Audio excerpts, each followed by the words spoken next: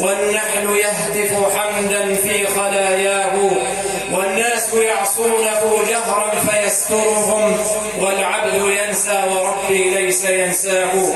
الله واحد لا شريك له، لأن الله غير محتاج لغيره.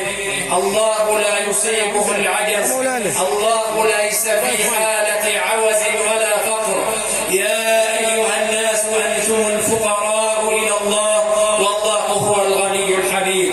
ومن كل شيء خلقنا زوجين لعلكم تذكرون، لأن الزوجان فردان مختلفان من نوع واحد، يختلفان في أداء الوظائف والمهام، لكنهما يتكاملان، أي أحدهما يكمل الآخر. فالرجل في حاجة إلى زوجته، والزوجة في حاجة إلى زوجتها، وذلك محال على رب العالمين جل وعلا.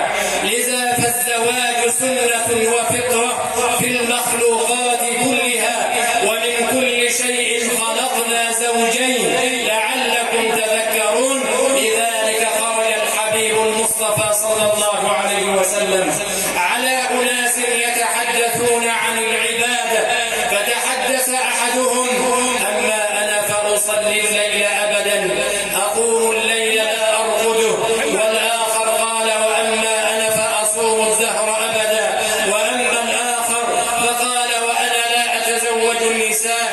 تحدثوا عن عبادة النبي صلى الله عليه وسلم، وكأنها في نظرهم قليلة، وكأنها في نظرهم يسيرة.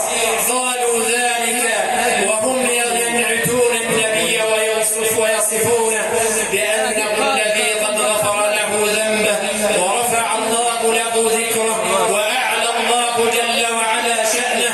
فخرج عليهم النبي صلى الله عليه وسلم: أما إني أصوم وأفطر وأصلي وأرقد وأنكح النساء، فمن رغب عن سنتي فليس مني. من رغب عن سنة النبي صلى الله عليه وسلم خالف أمر الله. سبحان الذي خلق الأزواج كلها مما تنبت الأرض ومن أنفسهم ومما لا يعلمون.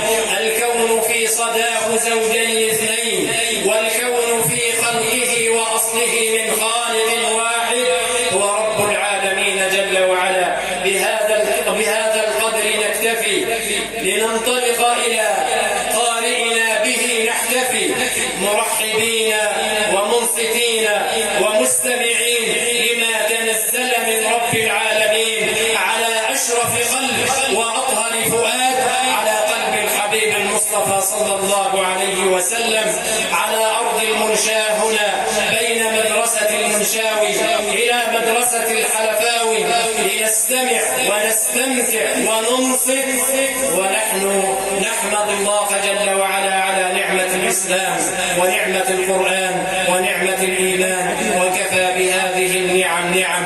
شكرا للمنعم، شكرا للواهب، شكرا لأهل هذا الحفل الكريم. بارك الله للعروسين، بارك لهما وبارك عليهما وجمع بينهما في خير. والسلام عليكم ورحمة الله.